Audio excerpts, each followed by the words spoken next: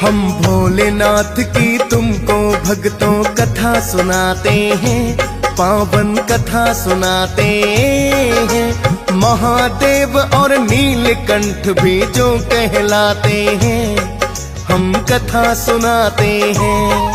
हम भोलेनाथ की तुमको भक्तों कथा सुनाते हैं, पावन कथा सुनाते हैं।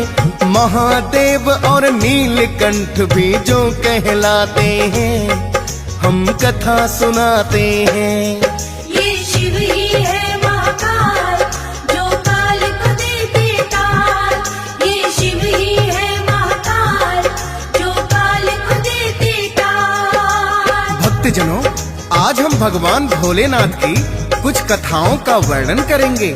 पुराणों में इनके चमत्कार की अनेकों ही कथाएं वर्णित हैं। उन्हीं पावन कथाओं में से हम आपको कुछ कथाएं सुनाएंगे। आशा करते हैं आप भगवान भोलेनाथ की महिमा वर्णन सुनकर पुण्य प्राप्त करेंगे।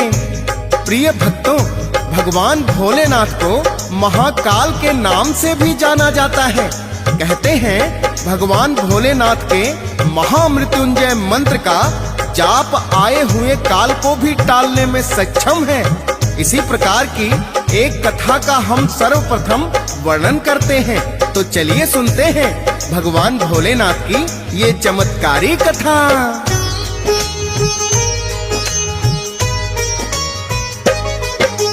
ऋषि मृकंडू हुए हैं भक्तों शिव के भक्त महान, और उनकी पत्नी थी जिनका मरुधति था नाम।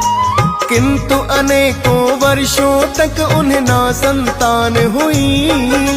पुत्र की प्राप्ति का उपाय खोज रहे थे कोई। करने लगे हैं भोलेनाथ की दोनों ही कठिन तपस्या।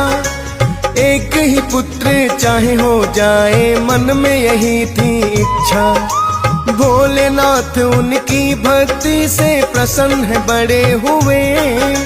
साक्षात दर्शन आकर के पति पत्नी को दिए।